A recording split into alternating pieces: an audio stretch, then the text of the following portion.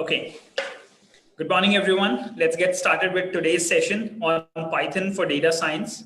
Python, being an interpreted programming language, is an industry favorite last year in 2018 as per TIOB Index, and in 2019 it is on rank number 3 in the world's programming index list. Python has various utilities in the area of graphic designing, web designing, mathematics, and various other.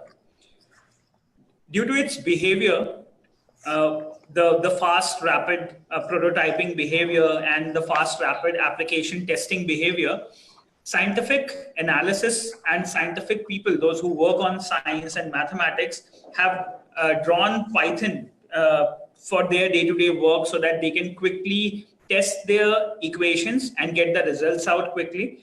So in motivation to that, Python became very popular as far as data science, machine learning, deep learning is concerned. So what we will be doing today, in the past 2-3 sessions, we have got an introduction to Python programming, wherein we tested how we can create numbers, how we can create strings, how we can perform basic operations like slicing on text. We have done that part. Then we proceeded to the second section of programming, that was data structures, wherein we got to know about lists. We have done list comprehensions. We have understood that how we can make nested lists. We have got access to tuples. We know how we can make nested tuples. Then we have switched to set. We have got 2 types of set. One was the regular set, wherein you can quickly you can go for a mutable kind of a data set. You can quickly remove duplicate values from a set. And then we switch to dictionary structure, which is also a set with key and value pairs. So we got access to how to make dictionaries. We got an understanding into that. And today's objective will be to perform some more serious operations using dictionary and identify the limitations of dictionary for data science. And then we will proceed towards advanced libraries like Pandas, which can help us in performing data science, implementing machine learning frameworks to acquire knowledge out of the data. So let me start the session here. I'm sharing my screen with all the participants. So as you can see my screen here,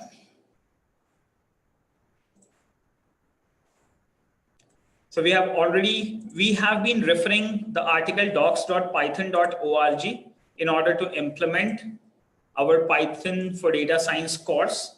So the reference which we used during the course is from docs.python.org. And in case if you would like to quickly review anything related to Python programming fundamentals, this is one of the best recommended resource from where you can get started with Python programming. Since we have already done certain data structures, so today's objectives of the sessions would be, first of all, we are going to perform some dictionary operations. We'll see some dictionary operations and some list operations so that you guys are comfortable in using dictionaries and lists. These are the 2 data structures which we will be using in our Python for data science program. So these are the data structures which we use, which are built in Python. So these are the built-in data structures we will be using, but they have certain limitations. So to overcome limitations, we use Pandas, which offers us,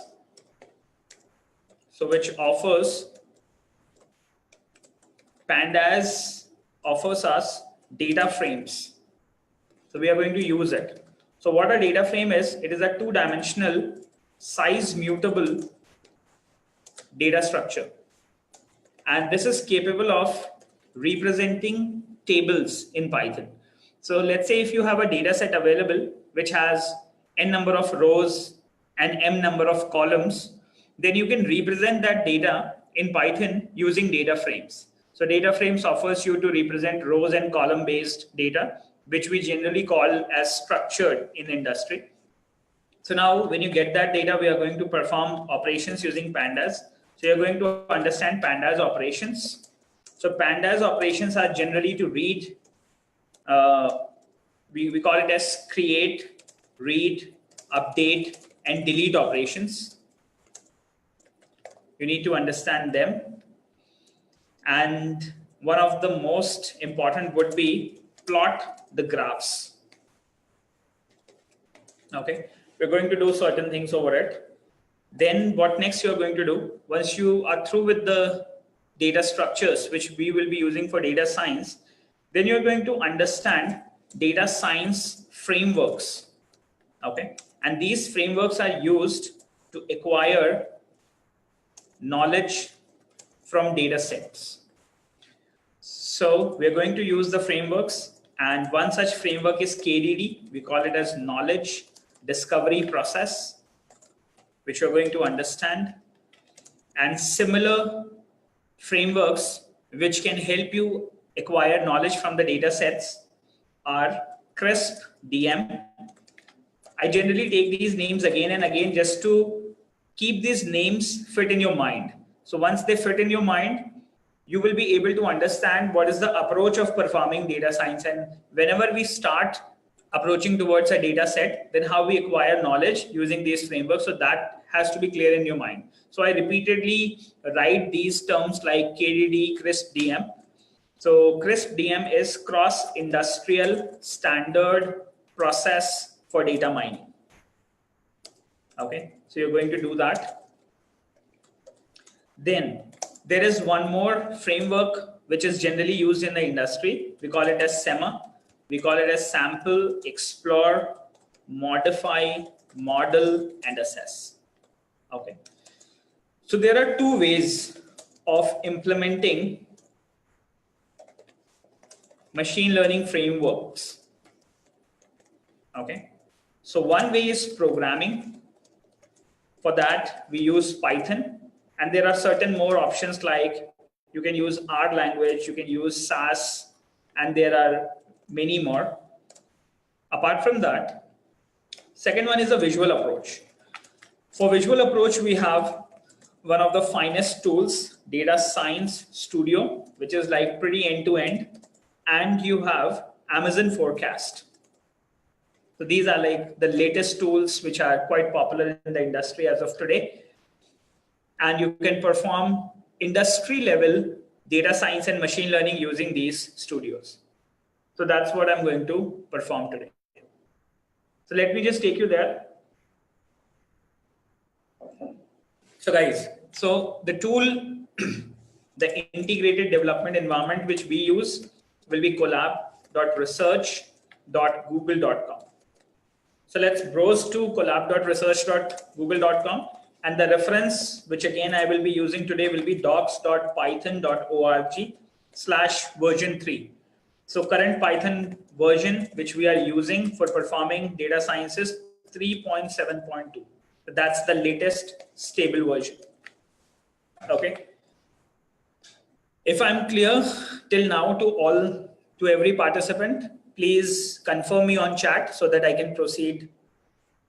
If anybody is making any note, just let me know, so that if you want to make a note of anything, you can quickly have a look on the notepad file, and you can take a snip using snipping tool.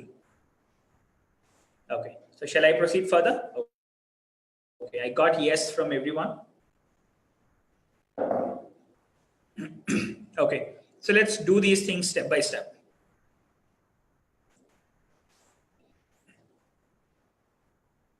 Now, so my objective is to go to the Python documentation. So here we had Python 3.7.2 documentation, and I have a Google Collaboratory account available over here. So let me just open them in two phases, two halves, so that you all will be able to follow things easily. Let me just close this one. Okay. So on the right-hand side, I'll keep the documentation. On the left-hand side, I'll keep the codes, so that we both will be able to parallelly read out the documentation and we will be implementing the codes. So for today, I'm starting a new Python notebook.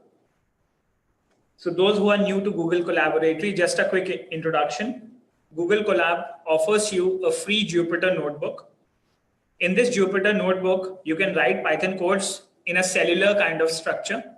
So there are different cells, and whatever statements are available in individual cell, they gets executed when you run them. Moreover, you can interpret these Python codes using Python version 3.7.2. So I'm getting started with a new Python 3 notebook. Majority of the audience already know how to do that. So when we click on creation of a new Python 3 notebook, now I'm going to get a notebook wherein I'll start writing my Python codes here. So now this is on collaboratory. I got a script. It's always a good idea to name your script according to your identification so that you can quickly reach out to the right script whenever you are in need. So I'm going to call it as Python for data science script. Okay. And I'll mention the date as well. Let's say 10 Jan. So in case if tomorrow, if we start any other notebook, you can quickly refer to the earlier notebooks with the dates. Okay. So I will be uploading these notebooks on your Trello cards so that you can refer them whenever required. Now, so that's going to be my Python notebook, which I'll be using 10 Jan for data science. Now to get started. So what we'll do Python for data science. So that's a multi-line comment, which you see here. I'll go to dictionaries. I would like you all to understand how to make use of dictionaries because this is very important. And there are certain list examples which you have already implemented yesterday. And I hope it would be much better if you go for practice again on lists. So that's going to improve your knowledge for Python and for implementations. Now, so we have already seen certain things with dictionary. And as you can see the definition over here. So dictionary is a useful data type built in Python. Dictionaries are sometimes found in other languages as associative arrays. We have got to know about this. Unlike sequences, we have like 3 sequence data structures available in Python, and these are list, tuple, and set. So generally, these sequences access data on the basis of index, but dictionaries use keys instead of index. So when you access a key, you get the value of that. Now, there is one more information that you can use tuples as keys, and you can only use tuples if they contains only strings, numbers, or tuples itself. Okay. So let's just quickly go here with certain operations which we can perform. And to do that, let me just quickly take you to another Python documentation that will be like more helpful. Let me just quickly search in Google for that. Let's say dictionary operations. Okay. Site python.org. Okay. So what you can do is you can quickly go to built-in types for individual data structures, and we can quickly get started with basic operations over these. So let me just go here and let's just quickly check what all operations are there here. So as you see lists here, list had certain operations like list.append, extend, insert. This we have already done like 2 days back. Apart from list and this list comprehensions, the next one which you need to understand will be your dictionaries. Okay. So tuples and all these things we have already done. Now we will be working on the dictionary part. Okay. So let's just quickly see how you can quickly create dictionaries and how you can process them. Now, so we'll go here and we'll execute dictionaries here. Okay, so the first thing which we are going to do, let's create a dictionary. Okay, to create a dictionary, I told you it works on a key value pair. So what you can do is you can define a key name and you can define a value. So when you define key value, you can quickly store that onto a dictionary somewhat like this. So this expression defines a dictionary, and the output of this dictionary will be stored onto will be assigned to dictionary 1 variable. Okay. So if we quickly print out dictionary and if you run the cell, you can quickly see that you're going to get a dictionary with the name, key, and value.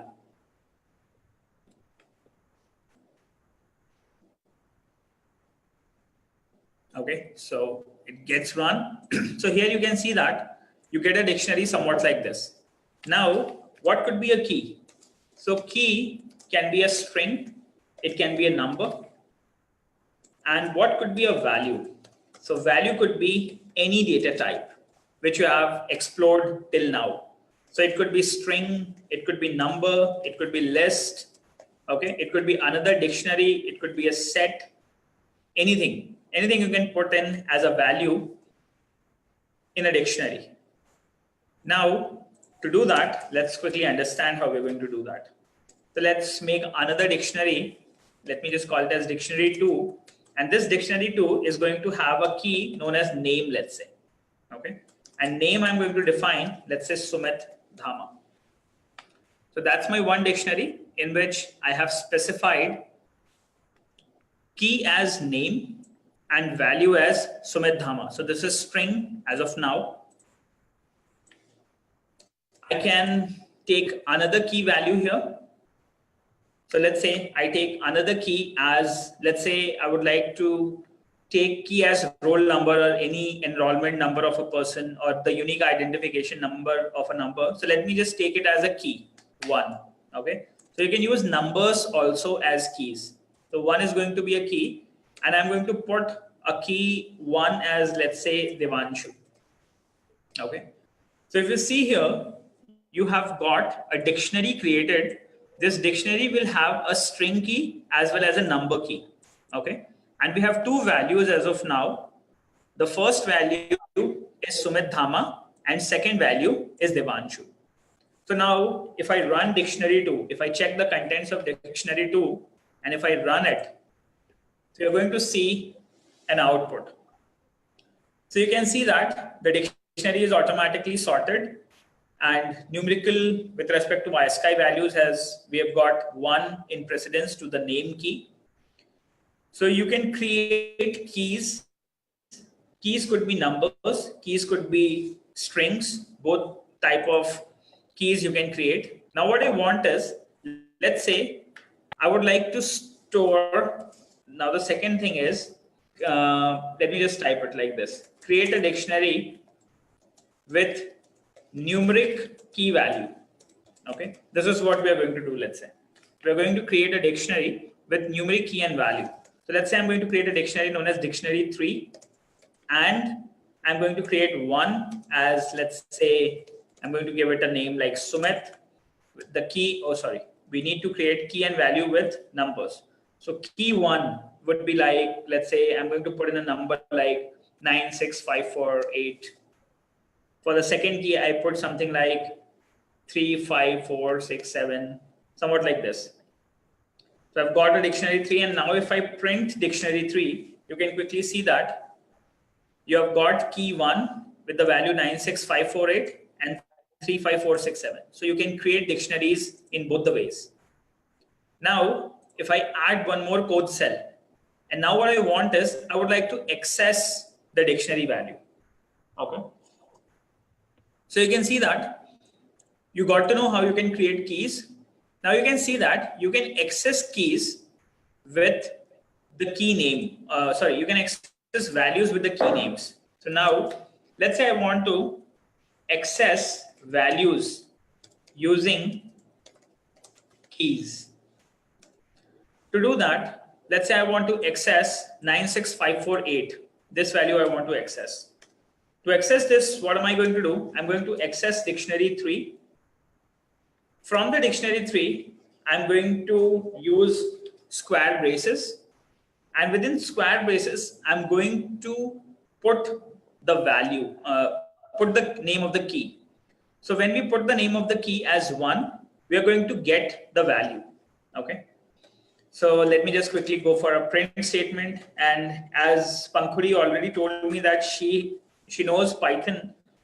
So I hope print and all these things, you understand how we write that code.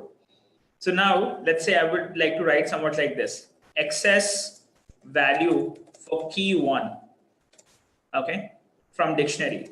So I'm going to use dictionary 3 and I'm going to pass in the key 1 and I would like to print the value. Okay.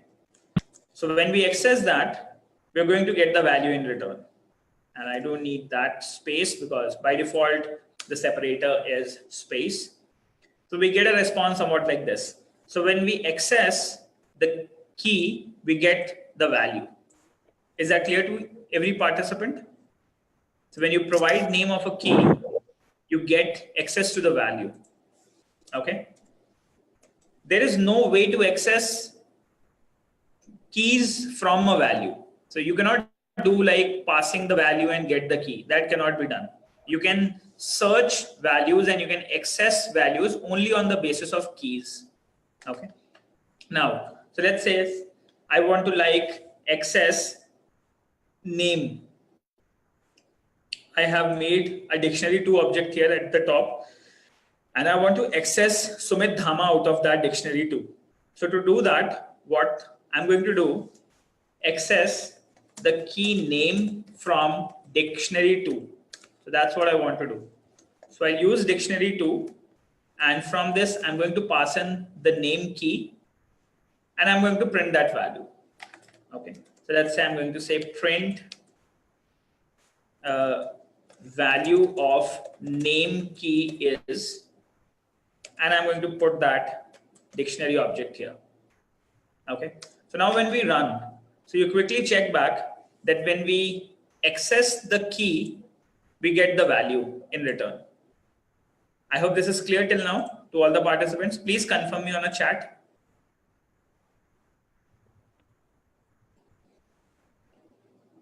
Okay. So we have got yes from all the participants. Okay, great. Now, so let's go a little further. Now, so when you access that, now the second question comes, you know how to create it, you know how to access it. Now the third thing comes in, how you're going to delete the dictionary. Okay.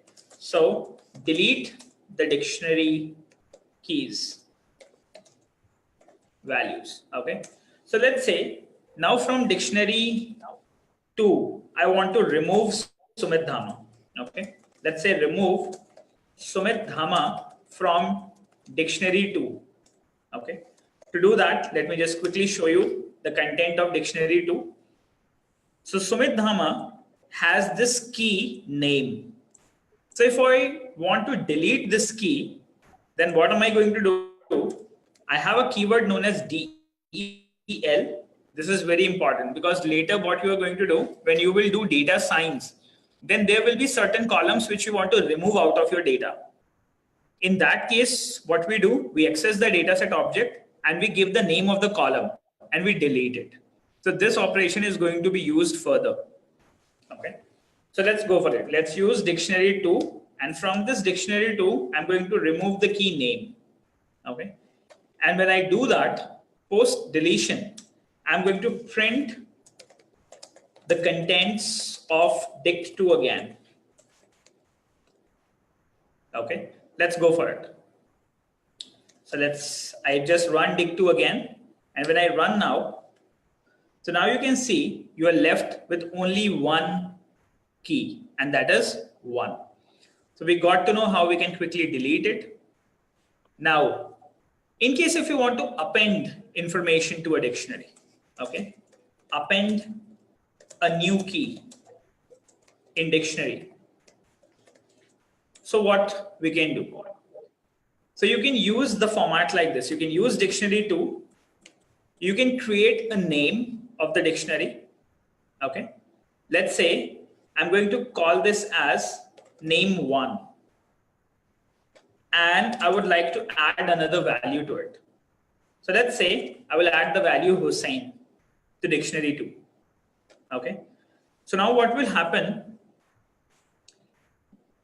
within the dictionary 2, I'm going to pass in a new key name 1. This is going to be the key.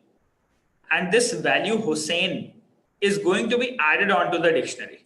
Okay. So if you see top, this is going to be added onto this dictionary object. Okay, it's going to be added onto this dictionary object.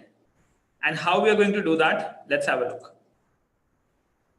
So when I run it and I print the contents of dictionary 2, you can see that now you get another dictionary name 1 and you get the value as Hussein in it. Now, so this is how you can quickly append to the dictionary. Now the next step, okay, how to identify unique keys in a dictionary. Okay, let's say you have multiple keys in a dictionary and you want to identify all the keys, all the unique keys in the dictionary. So there is a quick function to do that. Okay, you can make a list from dictionary which will automatically create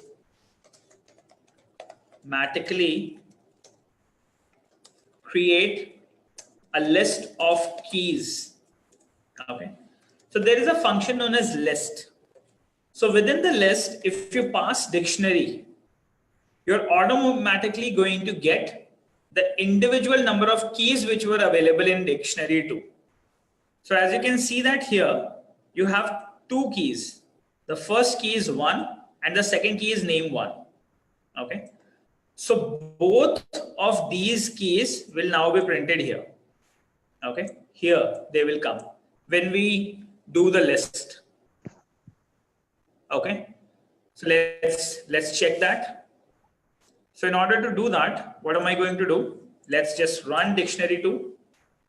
When we run it, so you can see that you get a list of all the unique keys which were available in the dictionary.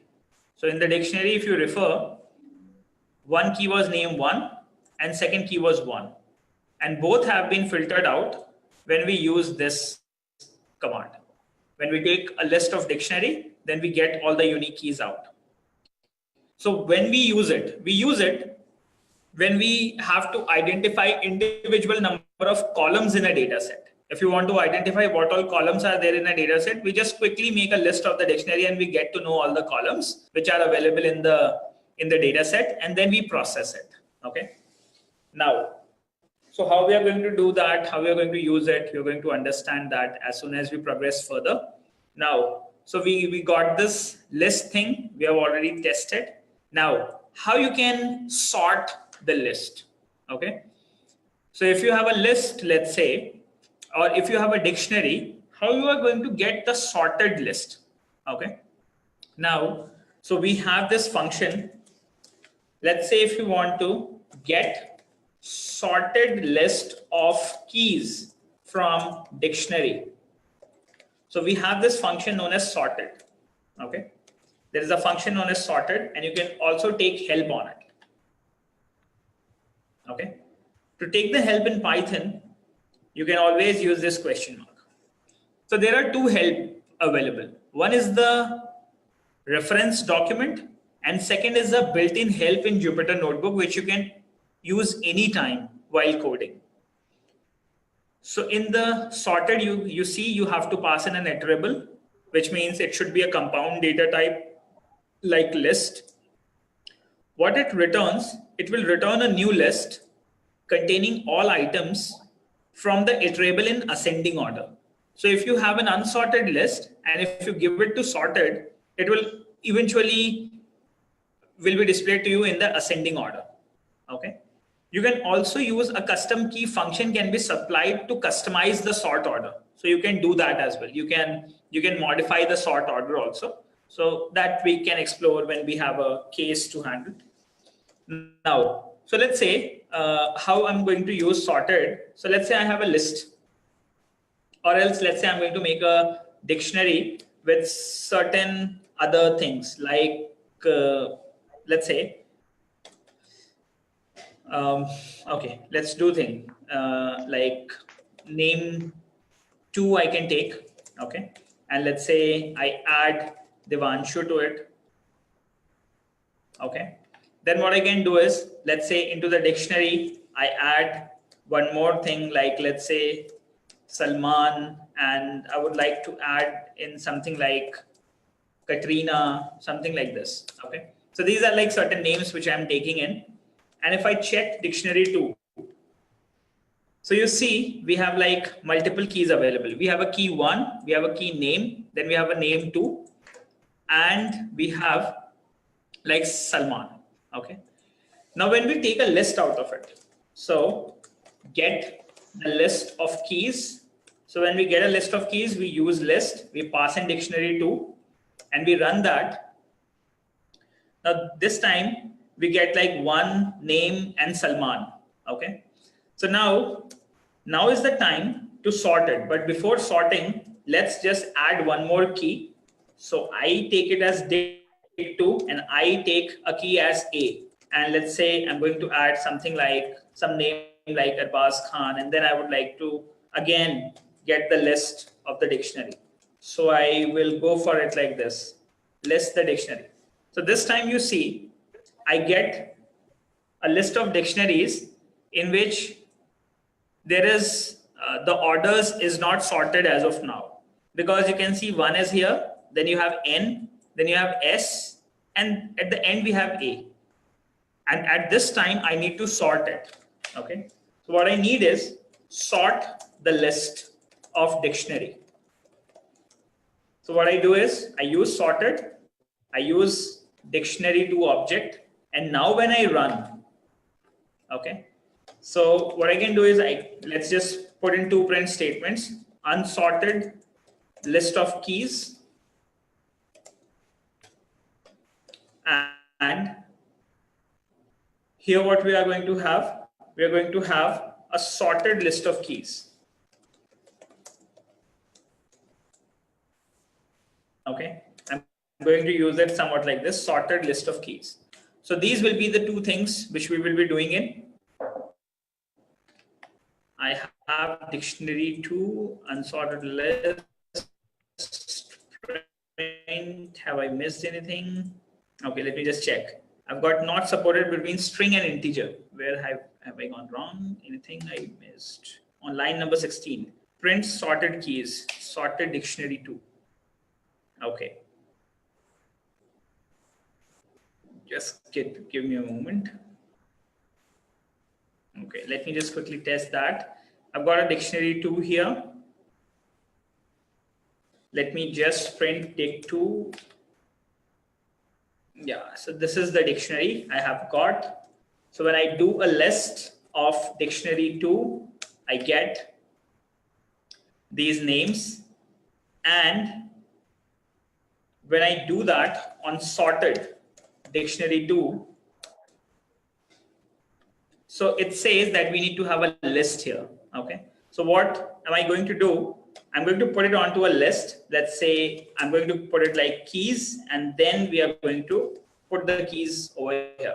So it's going to sort the list in the order.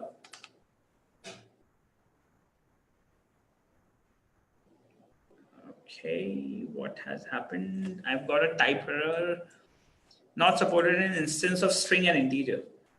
You just need to check if I have used a bad character in any of the string.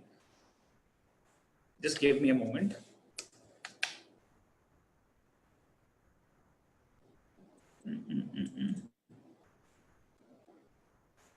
Okay, I have like everything is fine as I see here.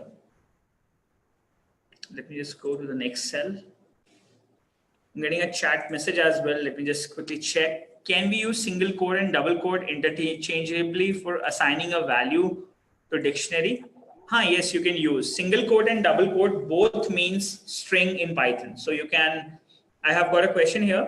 Hussein has asked, can we use single quote and double quote interchangeably for assigning a value to dictionary? So you can use single quote and double quote both, because it eventually means a string. And as of this dictionary, I just need to check where I made any mistake or anything like that. So that's fine. When I have a list of dictionary 2, and when I get the list, so I get an appropriate list of name 2, Salman and A. I paste it to, let's say, list 2, and I put in the content of list 2. Okay, I got that. And when I give it to the sorted list, then I think it makes some error. I don't know why. I just need to check that out, that why it's not supported as an instance of, okay, fine. So it has to be of same data type, because I have added one and I have a certain key like this.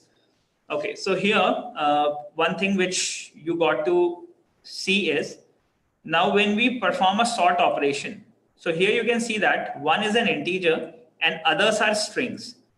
So in order to perform the sort operation, your data type should be homogeneous. Your keys should be homogeneous. Only then the sort order will be maintained.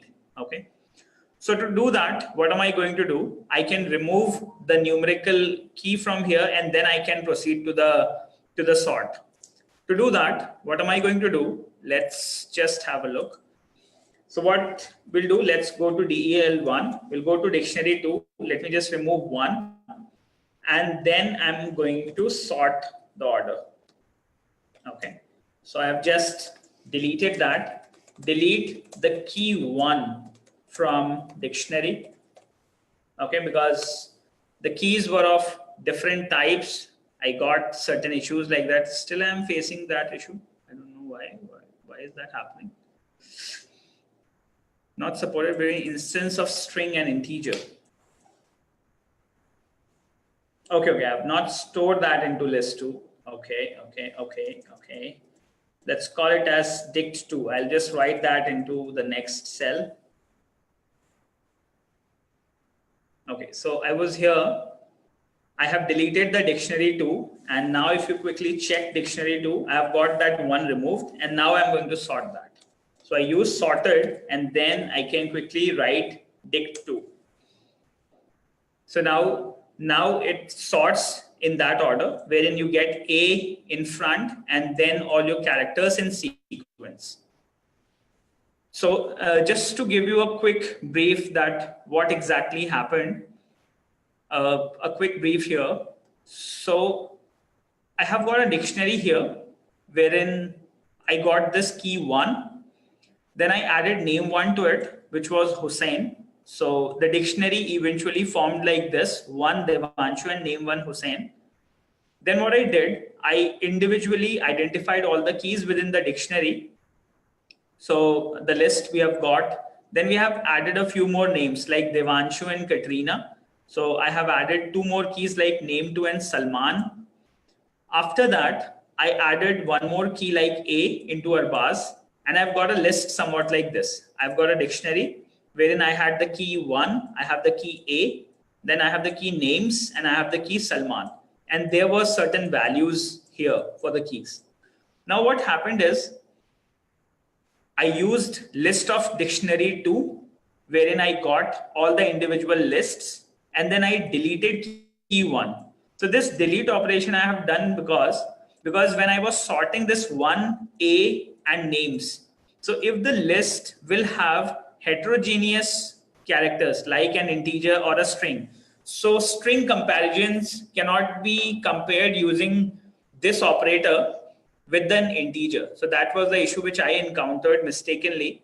So you have to make sure the comparison of greater than and smaller than can only be done with one specific data type. You cannot compare string with integer.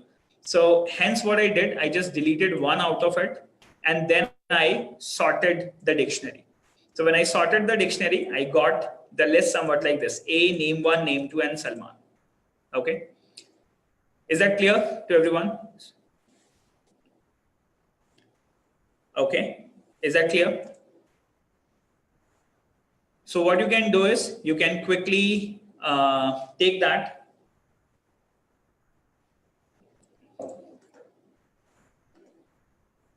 Okay. Now, so let's go for the next step, wherein what we'll quickly check back with the further operations with dictionary. Now, so we have done that. There is one more operation in which we check that whether a key exists within the list or not. Okay, so you can perform that operation as well. So if A is in B, or if your item is in the list, so that kind of operations also you can perform. So we can do check if an item is in list. We can also do that. So let's say I'm going to make a list one. Let's say I've made a list with certain people like Sumit, like Devanshu, and let's say I take like Mansi. I have like the list with 3 names. When I push the information, I get to have like these 3 names are there in the list. Now I need to check if Mansi is in list. Okay. To do that, what we can do is you can quickly take up the string Mansi and you can type this keyword in. So what this keyword in will do, it will check the item and compares it with all the items available in the list. And if it is found, then it will give you a true response. Otherwise, it is going to give you a false response. So what I can do is we can quickly type in to check if a keyword exists in a list. And if we run that, it is going to give us the value in return that true, Mansi exists in the list. So that was like true. And now, in case if you check any other element, check non-existing element. Okay. So let's say if I say, let's say Salman in list 1. So as we all know, there is no keyword like Salman in the list 1. So we are going to get a false response this time. So now when we run Salman in the list, so it says no, it is not found in the list. So we get that false. And always you can store all these responses onto a variable and you can use it whenever required. Now, in case if you want to check if element is not in the list. Okay. So let's say if I say Salman not in list. So in this case, it is going to tell me the true response that yes, it is not in the list. So I will get true response now. So you can also check whether an item or data exists within a list or not. So you can quickly do that. Let's say if we have a set of keys and if we have to find out if a key exists within a dictionary or not. So what you can do is you can make a list of all the keys from the dictionary and you can check whether your required keyword exists or not exists in the list. So these are certain operations which we can quickly do. Now, what Python offers? Python also offers you the dictionary constructor, and using this dictionary constructor also, you can create dictionaries. You can build dictionaries directly from sequences of key value pairs. So let's say if you have a list or a tuple or a set with key value kind of pair format, then you can build a dictionary out of it also. Okay. So how can we do that? Let's have a look. So now we are going to build a dictionary using a sequence of key value pairs. Sequence of key value pairs. So how we are going to do that? So let's make a sequence. Let's say I want to create a sequence of, let's say,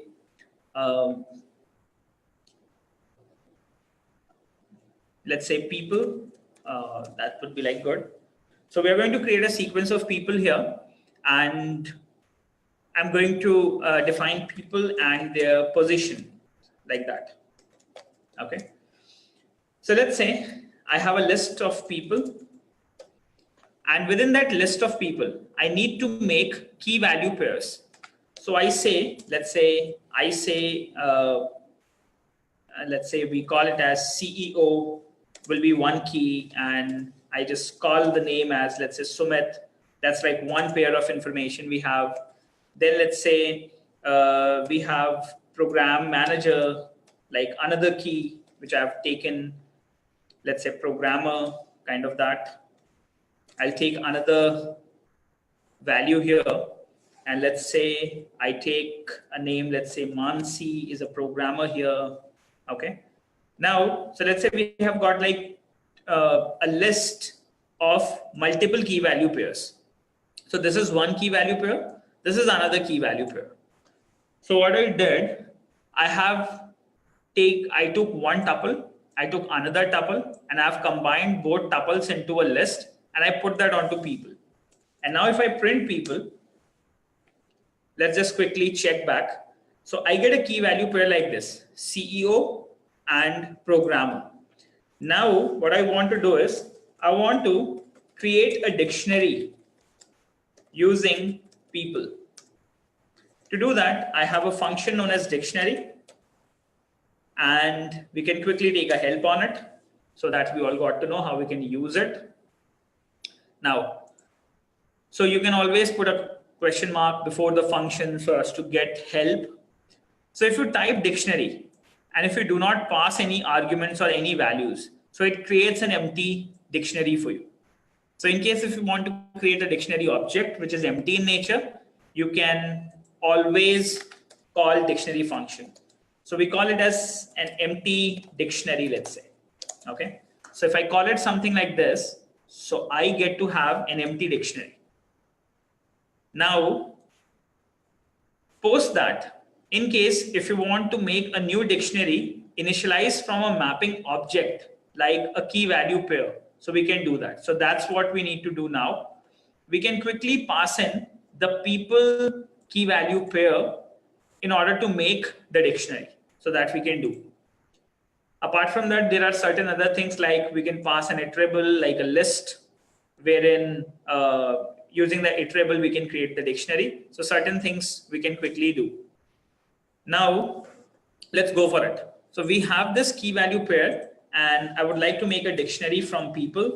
So I'll call this function dictionary. I call people in it. And when I call it, I'm going to get the dictionary. I'm going to call it as people dict. Okay. So we are making a people's dictionary, and we're going to quickly print the content out of that dictionary.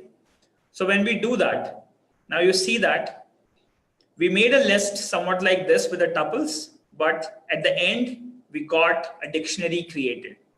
Okay. Now, if you want to fetch out unique keys, fetch unique keys from dictionary. So what we do is you can quickly call list, and you can pass people dict, and you can check the names. Okay. So now you can see that when we go for it, we get CEO and programmer fetched out like the keys from a dictionary. So this is how we can create dictionaries using tuples or a list element. Okay. Moreover, there is one more way of creating the dictionary. So what you can do is you can also create the dictionary in a key value pair format like this by passing individual elements separated by a comma. That also can be done. So let's say another way of creating a dictionary. So let's say if I have a dict function available, and let's say I would like to create the similar dictionary which we created above in this way. So I can do it like this. CO will be Sumit. Let's say programmer is going to be Mansi, kind of that. So that's how we can also build up a dictionary. Okay. So this, I'm going to save it into like dict2. And I would like to check the output of dictionary2, how it is created. So now again, you can see that we get a dictionary like that. Okay. So there are certain ways of creating a dictionary. The first way was you can directly create a dictionary using curly braces, wherein you can pass in the key value pair information. Second way was to create a list of iterables or individual key value pair objects. Using that, you can also create a dictionary. And third way was to simply create a dictionary with a key value pair separated by commas. So that's the third way of creating the dictionary. I hope this is clear to everyone. Is that clear to all of you?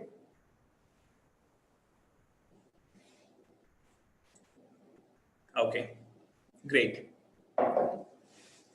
Now, so once you have got access to the dictionary, now let's relate it with the real world. Okay, now we need to do something with respect to the real world information. Now, what I have is, let's say I need to represent a tabular information. As of now, what I can do is I can pass in a key and I can pass in a list, but that seems to be very hectic for me. Let's say I'll relate it with a real-time example. A real example, let's say. So let's say I would like to account student study hours and marks. I would like to make an information of student study hours and marks. Okay.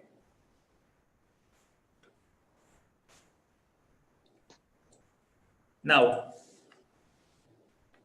so what we are going to do now? So we are going to take one key as study hours, and second key will be the marks of the students, and we are going to make a dictionary of it. Okay, and then we are going to perform certain operations on it. Now, what I do is, let's say the first step will be create a list of marks.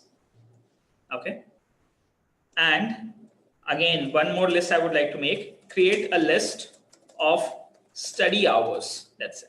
Okay, so let's say I make a list known as hours, and let's say if a candidate studied for 2 hour, 3 hour, 4 hour, 5 hour, 6 hour.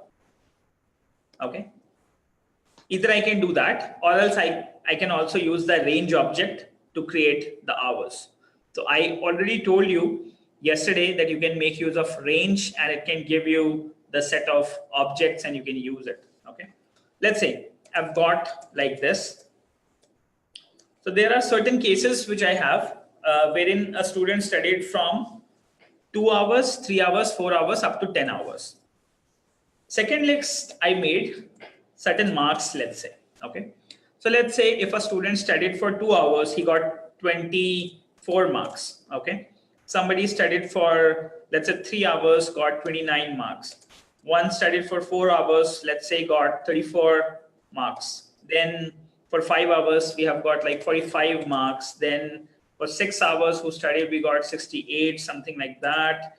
We got 78, we got 91, we got 95, like this. So we have got a certain list of marks. 1, 2, 3, 4, 5, 6, 7, 8. 3, 4, 5, 6, 7, 8, 9.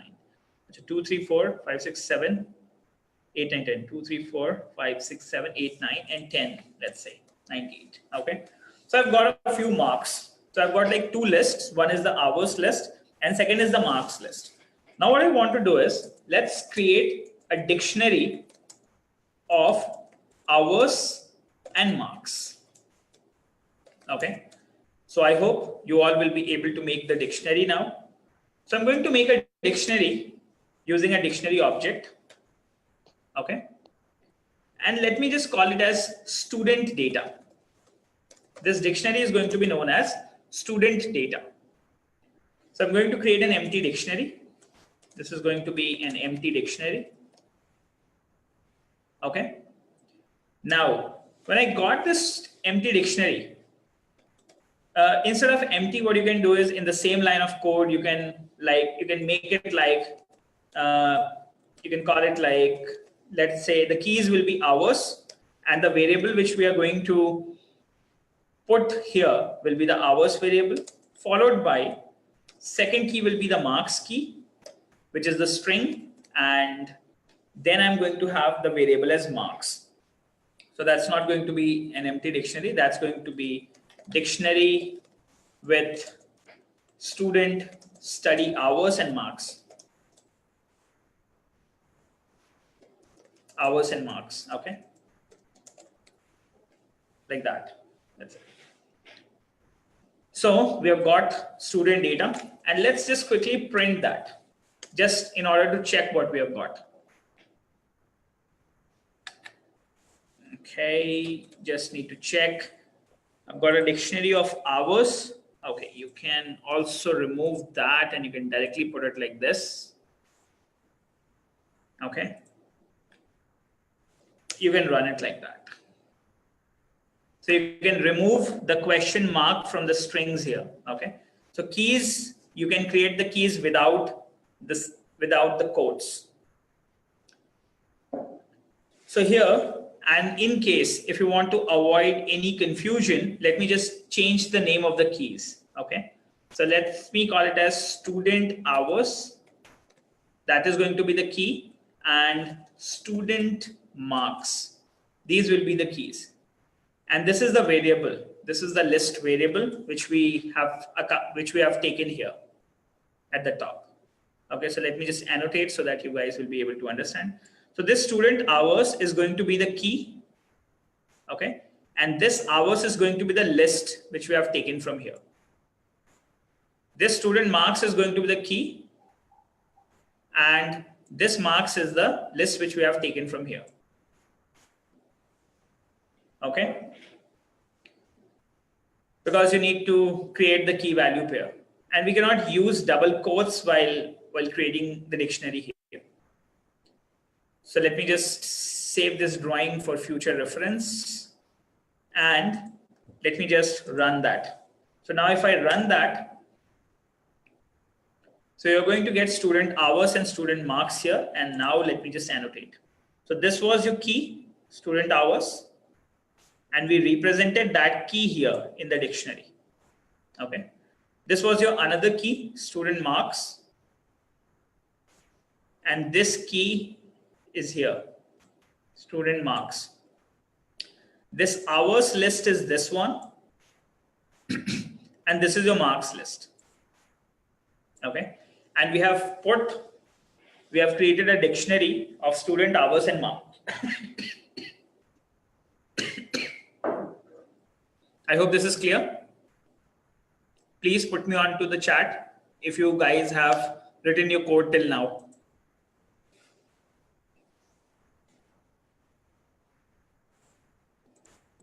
Okay. Okay, great. Now what we are going to do? Let's say, so if you have written the code till now and you have got a dictionary, now I'm going to make something meaningful out of it. So let's say, consider this as a sample dummy data set which you have.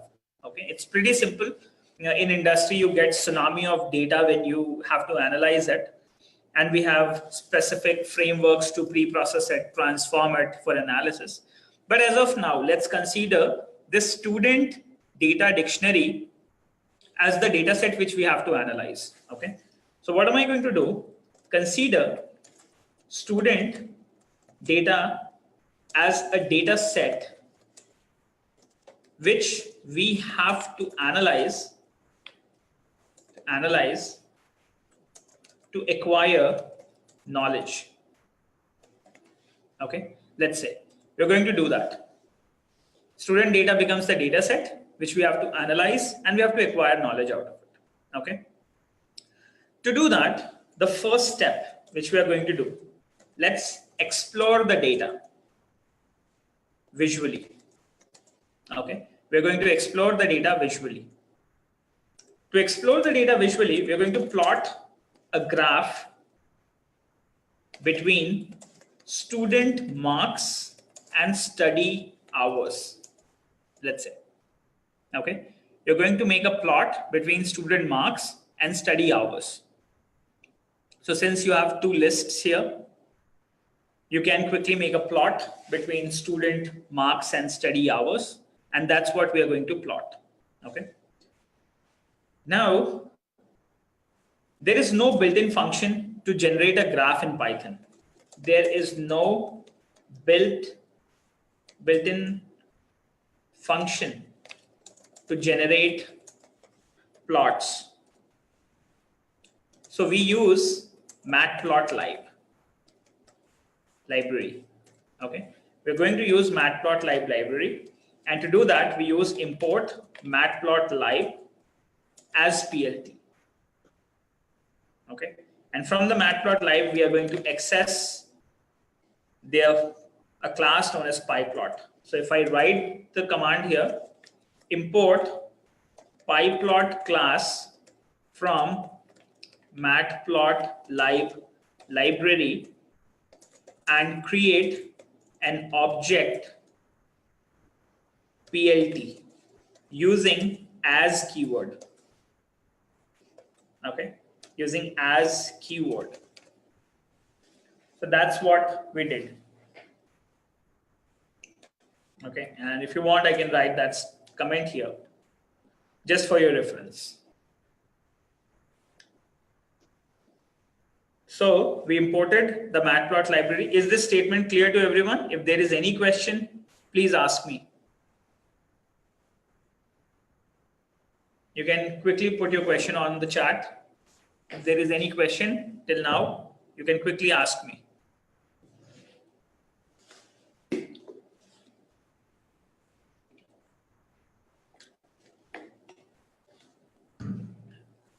Okay. Any questions? Am I audible?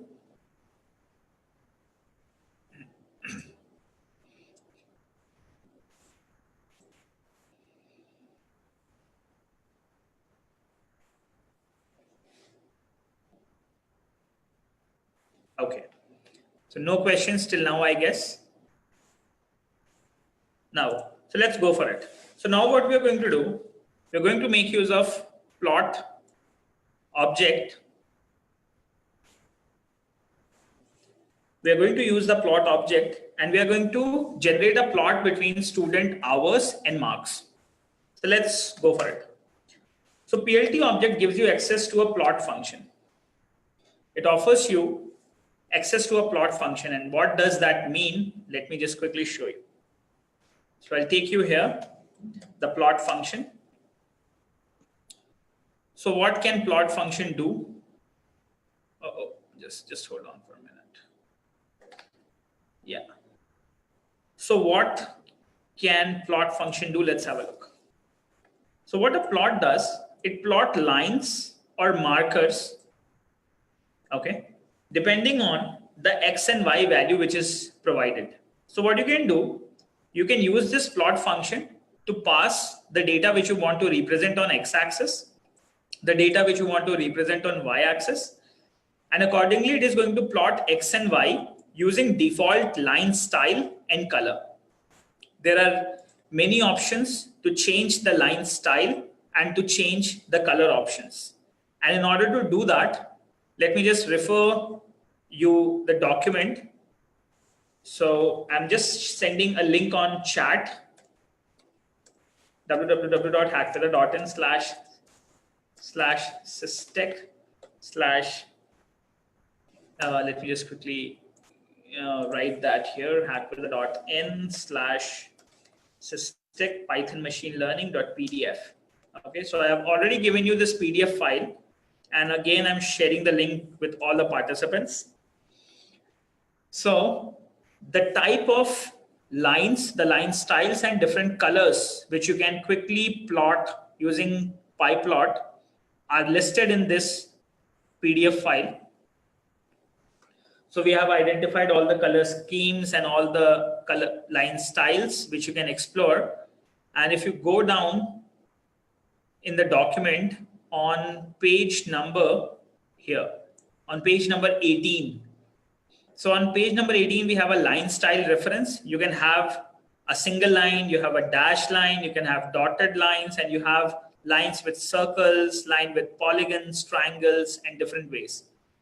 You can also create different markers on the line using these markers, as well as you can use the color maps reference. So in the document, which I have given you, a complete list of lines, styles, and color maps are available for reference. Now I go back here. So when you see here, you can specify the color markers as a third option into the plot.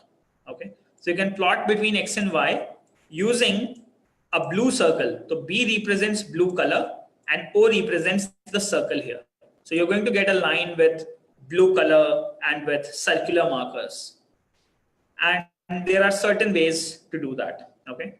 So now I'm going to pass in that information with X and Y, and I'm going to display you the values. And if you go down a little, you can see there are certain more line and style markers which are available over here, which you can quickly explore.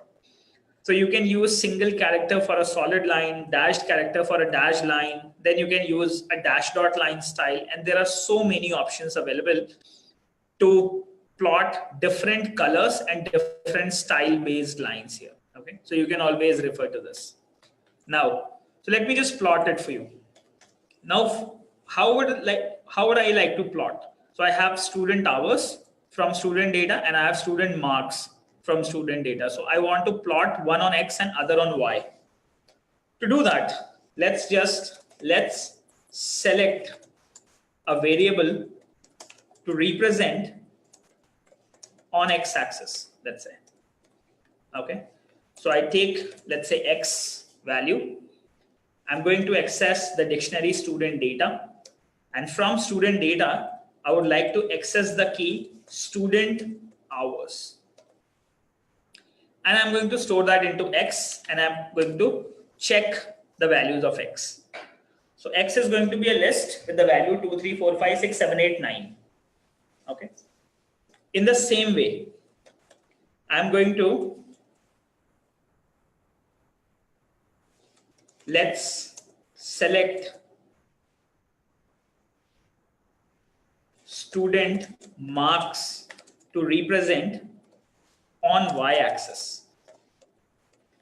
Okay, so let's say I take it Y, I take it student data, and what I do, I take student underscore marks from here. So this is going to be my Y data, and let's check. So yes, I've got 24, 29, 34, 45, and the marks here. So now X contains hours and Y contains the marks.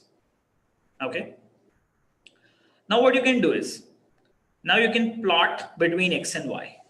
So now let's generate a plot between X and Y. Sometimes what happens is there are different types of functions. So you always should check what is the type of the variable which you can plot to the function. So sometimes it says that lists cannot be passed onto X and Y. In that case, what we do, we convert list into arrays. So if the error comes in, I just want to show you the error first, if any error comes in, and then I will show you how you can quickly use the values keyword in order to convert list into arrays and avoid certain issues when you plot between two variables. Okay. Now, so let's generate a plot between X and Y. So I'm going to use the object plt.plot, and I'm going to pass in the value of X, and I want to pass in the value of Y. Okay. And I want to run that now. So when I run that, as of now, so, okay, it doesn't give me an error, and it plotted the marks between X and Y. So that's pretty good for me. I've got on the X axis, I have got this represented. These are the study hours represented on X axis, and on Y axis, I get the marks here. Can you all see that? So a student who studied for 2 hours, a student who studied for 3 hours, a student who studied for 4 hours, then a student who studied for 5 hours, okay? A student who studied for 6 hours. Certain values are represented onto the graph here. Can you just see that? Have you all got the graphs? And if you can just confirm me if you have got the graphs.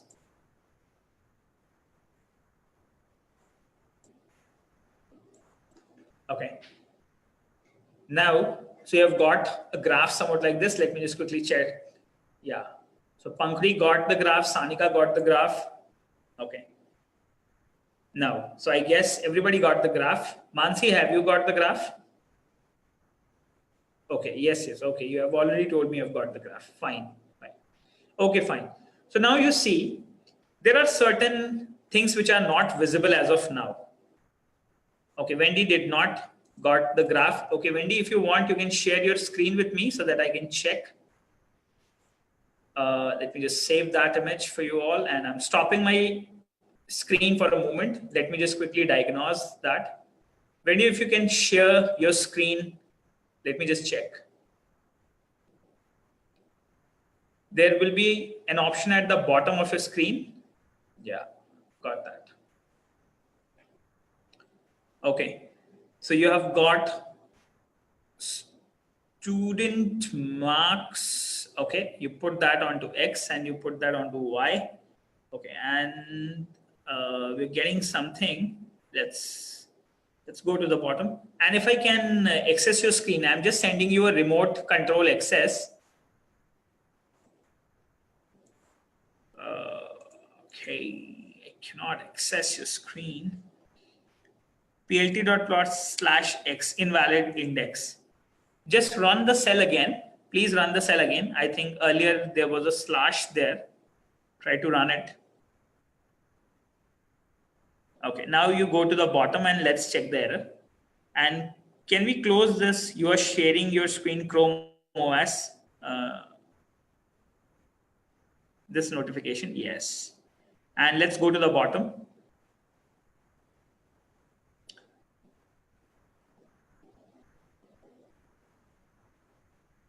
Okay, so you say X and Y must have same first dimensions, but have shapes 9, thing. Okay, so I think when you created the list, there is a size difference. So if we can go back to the cell, let's just go back to the cell and let's just quickly check the number of elements we have got. Just go a little up, go to the previous cell.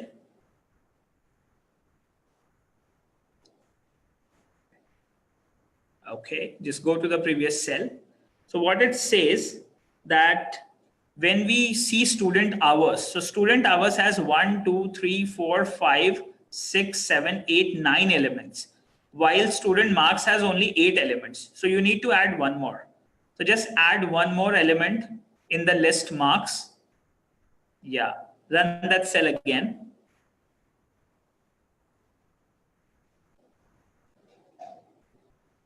Yeah, now if you go to the bottom, just run the next cell. plt.plot cell you can run. Yeah, now when you run the cell, if you go to the bottom, you can see that you would get the graph. Yeah, okay, fine. You've got the graph now. Fine. So if you want, you can use Google Collaboratory in a full screen window now, because we won't be using Docs Python. Okay, we won't be using Docs Python now. So we got access to that, and yes, if you can stop the screen share, I will be able to watch. I will be able to share my screen.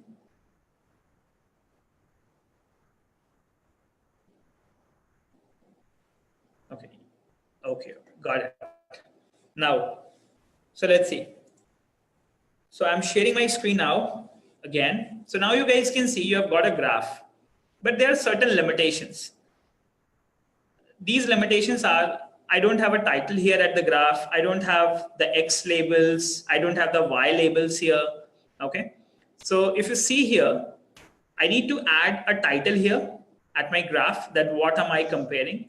I need to get a Y label here so that I can observe, and I need to get an X label as well. Okay. Just to identify what data I have here. To do this, what we can do, let's have a look. Okay, now, so I'll go to the cell here, and what we are going to do. So let's add a title to the graph. So we can do, you can use plt.title. Okay, there's a function known as title. So what it does, it set a title of the current axis, and you can pass in a string value, which is going to be set as a title for that graph. Okay. So what we can do is, let me just quickly put in the title, and let's say student marks versus hours, study hours. Well, X has to be first. Student study hours versus marks. So that's going to be my title. Now, if I run that, you can see that I will get the title here on my graph. So if you guys run it, you can see that you'll get the title onto the graph. Student hours versus marks. Post that. Let's just clear the drawing and let's go to the next step. Now I'm going to add X label, and Y label on the graph. Okay. So now if I say plt.x label, so X label will be the label which will be displayed on the X axis. So I'm going to call it as student study hours. And I'm going to add a Y label. Oh, I have already written that comment. So I'll put like Y label. And I'm going to call it as student marks. Okay. Now, if I run the graph, if I run the cell again, and if you see, so what you get the student study hours here. You get, you get the title there, you get student study hours there, and you get a student marks there. Have you all got this graph? Have you all got this graph? Okay, I've got certain chat messages. Yes.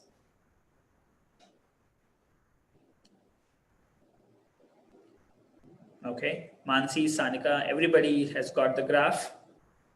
Wendy has got the graph. And Pankuri, have you got the graph?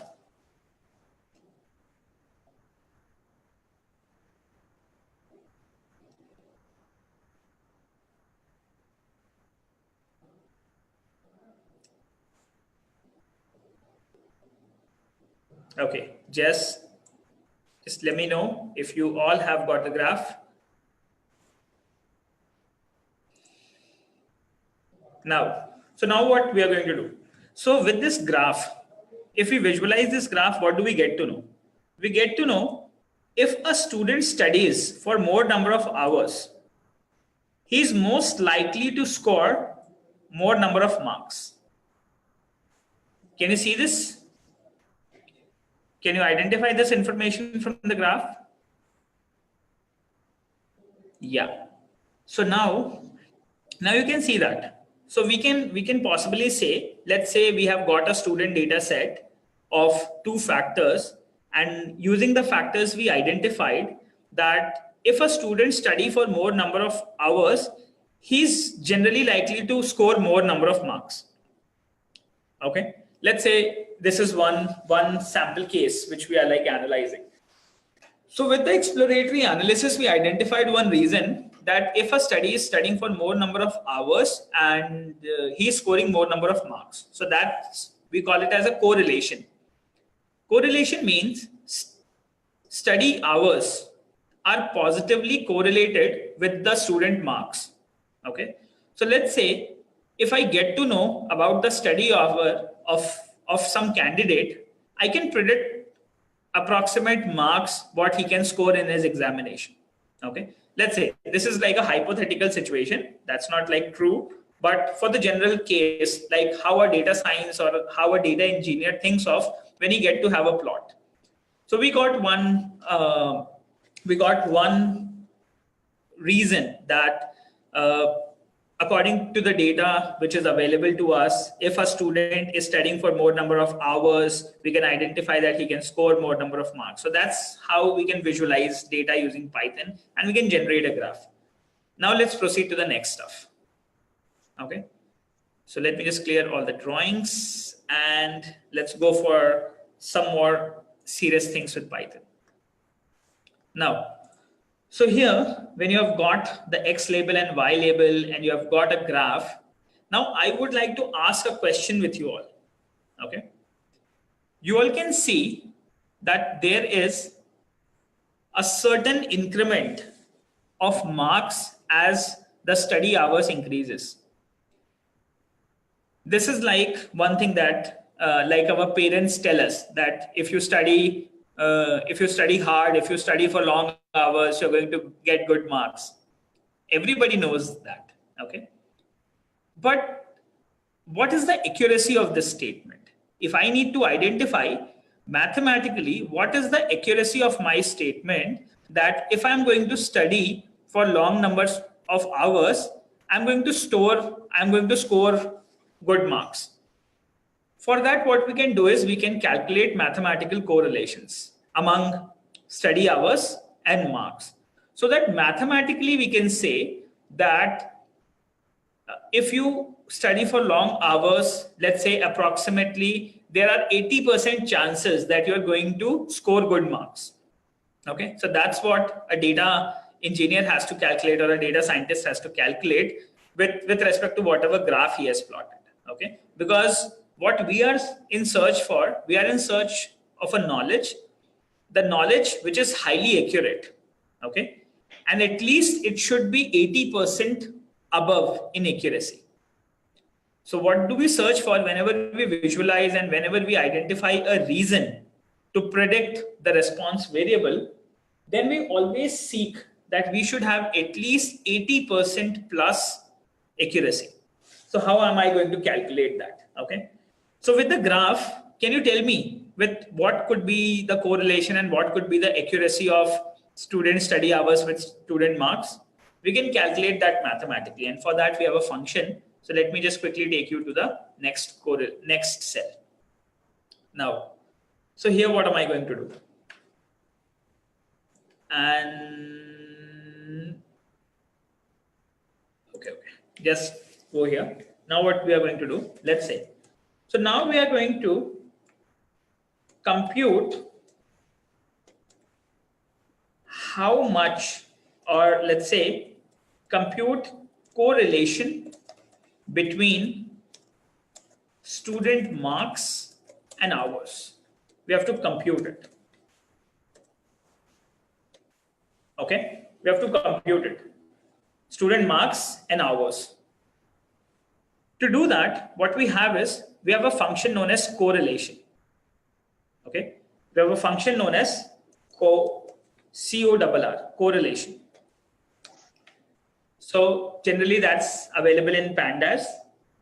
So what you need to do is, now we need to calculate correlation, and to calculate correlation, we use Pandas library and we create PD object. Okay. To do that, what we do, we use import Pandas as PD. And using this, we are going to plot a correlation. And let me just quickly show you. Okay. I'm so sorry. You need to have a data frame in order to calculate that correlation. Otherwise, you can use the correlation with any other function. So what I can do is, we can actually calculate that with number of we can take in an average what exact values we have got. So correlation we can calculate by default as well. That won't be a problem. We just need to quickly check the function. So let me just tell you what could be the correlation and how we can quickly check that. Now let's go here. Let's go for correlation. So what does correlation says? A mutual relationship or connection between two or more things. Okay, that's what we need to calculate. And what are we going to do? Let me just quickly check back correlation Python. We can do that with Pandas, and I'm just looking for any default function available. Otherwise, df से हम directly correlation calculate कर लेते हैं.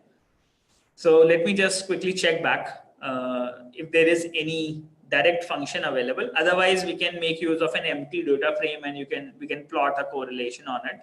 So that also we can do, and I'll show you that how that can be done. So there is one function using which we can do. There is NumPy using which we can execute this correlation coefficient that we can do.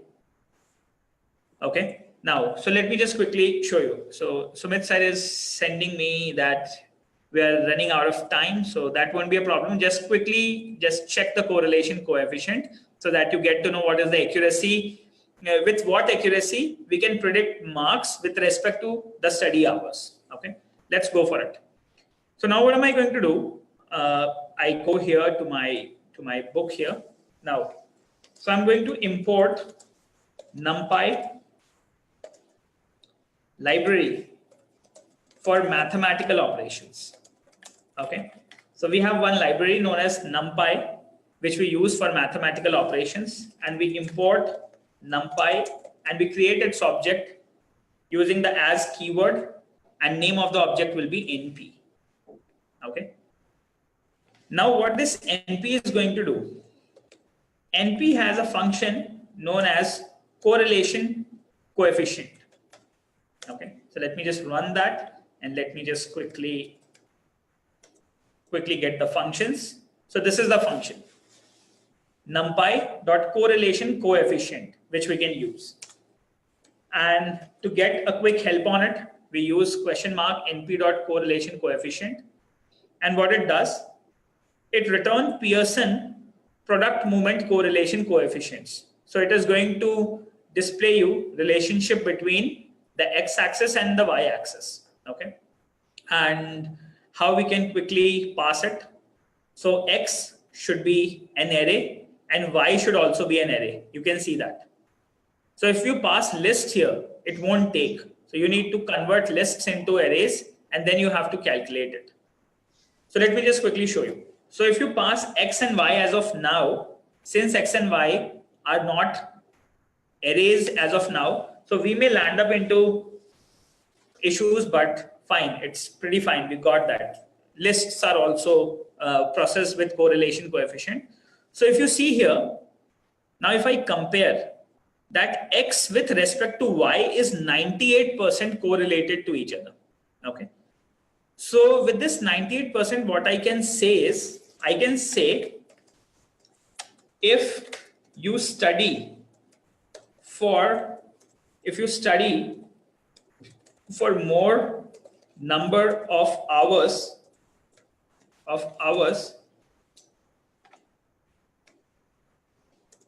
98% you are more likely to score more marks. Okay, somewhat like this. So using the output which you see here, now you may be thinking that from where this 1 comes in. So here it is created like this. It represents x, it represents y, and this represents x, and the second variable represents y. So when we compare x with x, it is always going to show you 100% because it's the same variable. But when you compare x with y, so it says when x increases, 98% is the probability that y is also going to increase. Okay. And same goes with this. So you can either check it horizontally or you can either check it vertically. Okay. So let me just clear that once and let me just draw that appropriately. So this is x and this is y. Okay. And again, this one is x and this one is y. So if you see, x in comparison to y is 98%. Okay. So what does correlation coefficient says? It says, so when you plot a graph, you can say that x is 98% responsible in prediction of y. Okay. So that's what we are going to understand as soon as we progress further. I hope this is clear to you till now. Have you guys understood that? How many of you have calculated correlation coefficient? Just let me know. So now with this graph, we can strongly say that this graph says when x increases, so when x increase, 98% y increase. Okay, so like this. So now with the mathematical term, you can strongly say that if your graph is increasing, then there is 98% probability that your y will also increase. Okay, is that clear now? So let me just quickly check back. I have got certain messages. I have done, time check. Okay, so majorly people have done. So Wendy, have you got that correlation? As well as Sanika, have you got that correlation? Just please confirm me. Now, so I hope you got a little point that if you know Python programming, you can do various things. Like using dictionary, what we did, we represented data. Okay, but now there could be one case. Let's say if I have 100 columns in a data set.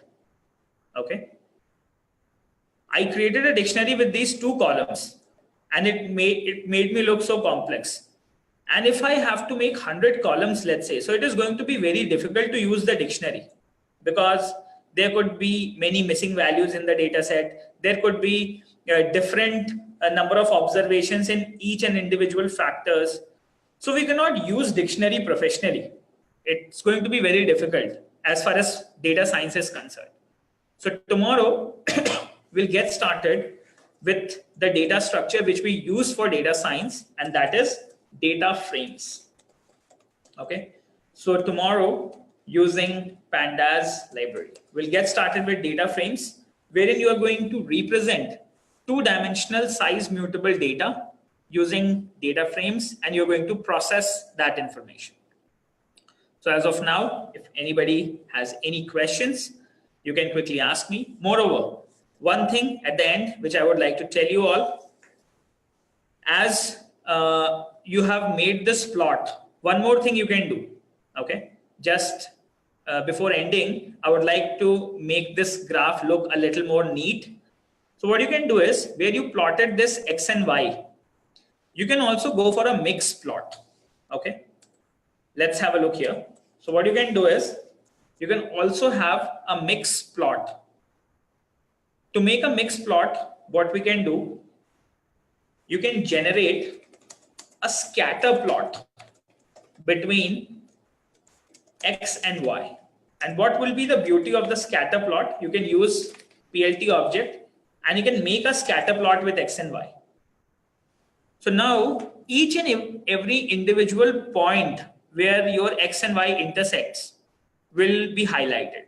Okay, so let's run this cell and you are going to get a new graph generated this time.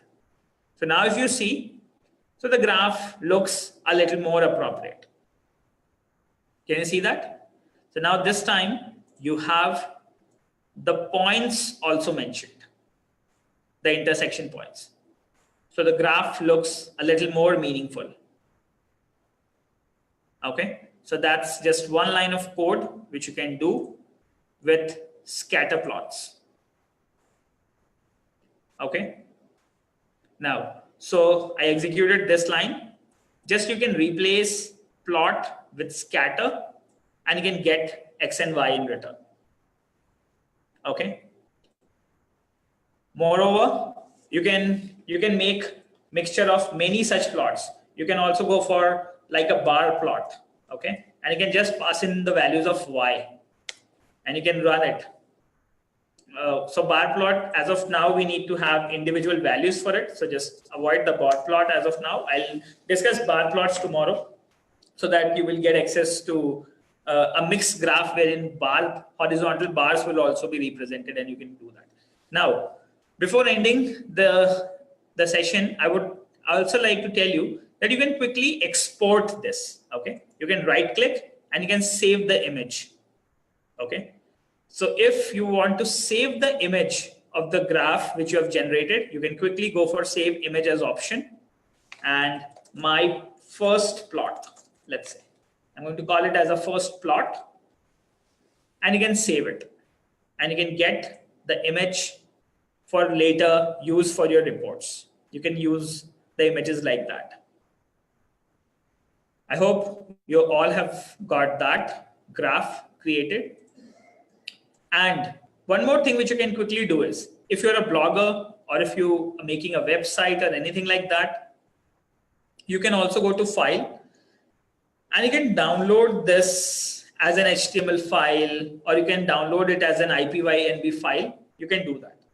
And you can save a copy in Git also.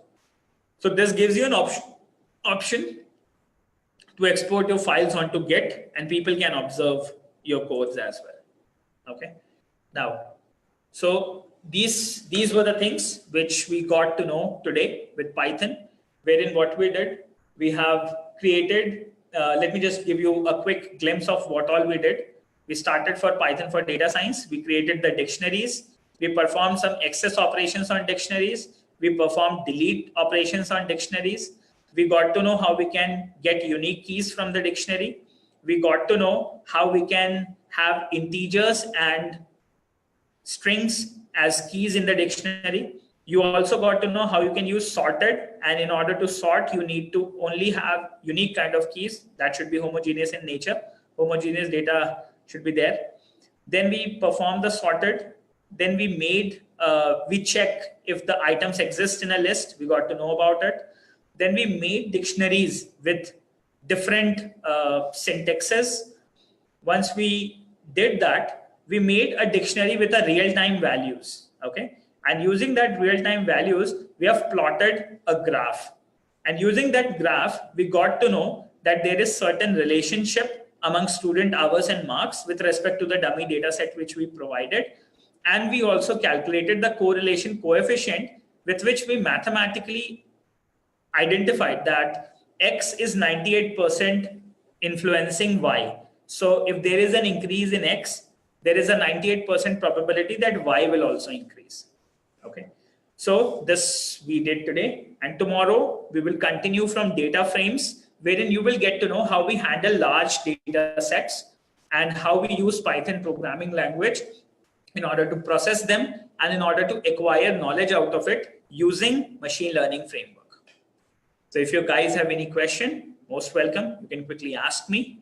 And later, you can access the video on our Facebook page, facebook.com/hackwithacanada. Apart from that, if you have any queries, you can visit our website, hackwitha.ca. You can visit our website, hackwitha.ca. And at the right bottom, there is an option for Talk to Mentor. Okay. So you can quickly open that and you can put in your name, phone number, email, and your query, and you can quickly submit that, and we can have a live chat here. Apart from that, in case if you want to reach us through WhatsApp and Messenger, you're most welcome. You can quickly push your messages to us on WhatsApp and Messenger as well, and we'll come to rescue to help you out with the solutions. So that's all for the day. I have got one question from Mansi Agarwal. As we can store lists, dictionaries by assigning them to a variable, can we store a graph inside a notebook, or the graphs can only be downloaded? You can save the plots. There is an option in Jupyter Notebook. You can save the plots. In fact, there is a function known as figure.save plot and save fig. So save fig is a function. I'll just write that on here. So you can create an object of figure, and there is a function known as save fig, using which you can define the path and you can store your plot. But there is no so you get a matplotlib object, and it can be processed with matplot library. So there are options wherein you can quickly store the graph as a matplot library object, as well as you can use save figure to save it onto a location onto the path. Okay, so that you can do, as well as you can right click and save it as well.